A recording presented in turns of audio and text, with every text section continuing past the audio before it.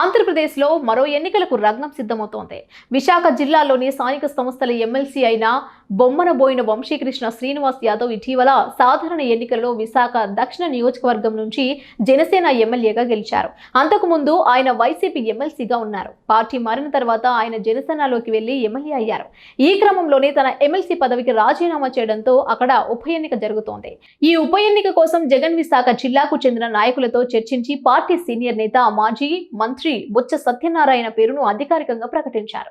స్థానిక సంస్థల ఎమ్మెల్సీ ఎన్నికల ఉప ఎన్నిక నేపథ్యంలో జిల్లాకు చెందిన పార్టీ నేతలతో జగన్ వరుసగా సమావేశాలు నిర్వహిస్తున్నారు. ఈ క్రమంలోనే బొత్స పేరు ఖరారు చేస్తూ నిర్ణయం తీసుకున్నారు. మొన్నటి సార్వత్రిక ఎన్నికల్లో పార్టీ ఘోర పరాజయం పాలతో ఈ ఎమ్మెల్సీ ఎన్నికలను వైసీపీ ప్రతిష్టాత్మకంగా తీసుకుంది. పైగా స్థానిక సంస్థల ఎన్నికలలో వైసీపీకి పూర్తి మెజారిటీ ఉంది. అందుకే తమ సిట్టింగ్ సీట్ ను ఎలాగైనా నెగ్గి పరువు కాపాడుకోవాలని జగన్ సీనియర్ నేత అయిన బొత్స సత్యనారాయణ అభ్యర్థిత్వాన్ని ఖరారు చేశారు. ఇక మొన్న ఎన్నికల్లో బొత్స భార్య బొత్స ఝాన్సీ లక్ష్మి విశాఖ ఎంపీగా పోటీ చేసి భరత్ చేతిలో ఏకంగా 5 లక్షల ఓట్ల తేడాతో చిత్తుగా ఓడిపోయారు.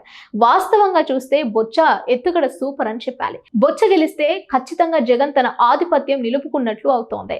ఇక్కడ వైసీపీ తరపున బొత్స గెలిస్తే ఖచ్చితంగా అది బాబు పవన్ కు పెద్ద ఇబ్బంది అని చెప్పాలి. ఒకవేళ వైసీపీ సంస్థలకు చెందిన పలువురు ప్రజా ప్రతినిధులను తమ వైపునకు తిప్పుకొని కూటమి అభ్యర్థి గెలిస్తే అది జగన్ కు పెద్ద షాక్ గానే చెప్పాలి.